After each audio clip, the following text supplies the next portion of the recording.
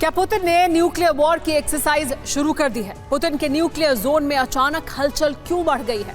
क्या पुतिन ने एटमी हमले की तैयारी कर ली है? दरअसल पुतिन ने अपने न्यूक्लियर साइट को एक्टिवेट कर दिया है।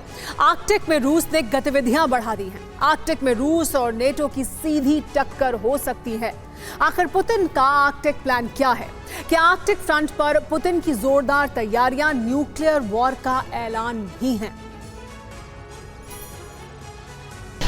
पुतिन का आर्कटिक फ्रंट समंदर से होगा एटमी विस्फोट। क्या पुतिन आर्कटिक से लगाएंगे एटमी तूफान? क्या आर्कटिक फ्रंट बनेगा न्यूक्लियर वॉर का सेंटर? पुतिन ने साल 2022 में जो प्रण लिया था, क्या वो उसे 2023 में पूरा करने जा रहे हैं? क्या पिछले साल पुतिन ने जो ऐलान किया था, उसे अब अंजाम देने जा रहे हैं? पिछले साल पुतिन ने न्यूक्लियर सुनामी लाने की चेतावनी दी थी। अब वो एटमी धमाका करके सबसे बड़ा बारूदी जलजला ला सकते हैं और इसका सेंटर बन सकता है आर्कटिक। वो आर्कटिक जहां रूस और नाटो की सीधी टक्कर है। आर्कटिक में रूसी फौज की गतिविधियां बहुत बढ़ गई। रिपोर्ट्स के मुताबिक आर्कटिक में रशियन नेवी एटमी हमले की एक्सरसाइज कर रही है। पुतिन ने अपने रक्षा मंत्री सर्गेई शोइगु को आर्कटिक में न्यूक्लियर साइट की निगरानी के लिए भेजा। रूसी रक्षा मंत्री ने आर्कटिक में रूसी न्यूक्लियर साइट का जायजा लिया। रूसी रक्षा मंत्री ने आर्कटिक में सैन्य तैयारियों का भी मुआयना किया। आर्कटिक में ही रूस न्यूक्लियर टेस्ट करता है। यहीं पर रूस के एटमी हथियारों का जखीरा है।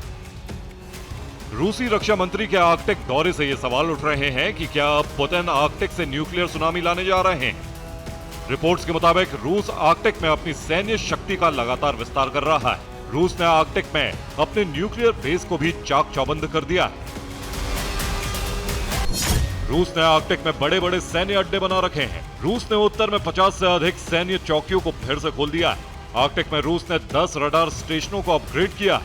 आर्कटिक में आधुनिक मिग-31 लड़ाकू विमान के साथ एंटी शिप और एंटी एयरक्राफ्ट मिसाइलों को तैनात किया गया है। आर्कटिक में रूस ने पोसाइडन टॉर्पीडो के अलावा कई बेहद घातक हथियारों की तैनाती भी कर रखी है। रूस ने इस इलाके में नेटो और अमेरिका के बराबर ही फौजियों और हथियारों की तैनाती कर रखी है। रूस इस इलाके में लगातार अपने नए हथियारों की टेस्टिंग भी कर रहा है। रूस ने अपनी नौसैनिक ताकत बढ़ाने के लिए उत्तरी कमान को काफी एडवांस बनाया है। उत्तरी कमान के बेड़े में रूसी नौसेना ने नए और आधुनिक युद्धपोतों को शामिल किया है। इनमें से कई युद्धपोतों पर दुनिया की सबसे खतरनाक हाइपरसोनिक मिसाइल किंजल को तैनात किया गया है। आर्कटिक क्षेत्र में कुल 8 देश हैं, जिसमें रूस, America, Canada, Denmark, Finland, Iceland, Sweden और नॉर्वे शामिल है। इसमें सबसे लंबी सीमा रूस की है। रूस का करीब 24,000 किलोमीटर लंबा बॉर्डर एरिया आर्कटिक से लगता है।